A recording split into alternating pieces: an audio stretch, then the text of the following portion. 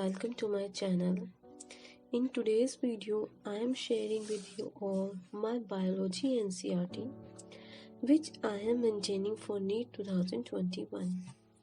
Also, one thing that I have scored 320 marks in Neet 2020 only by doing my NCERT.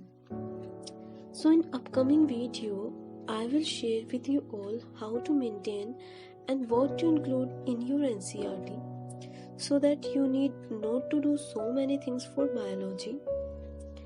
As you all know that time is running short and chemistry physics also require a lot of time.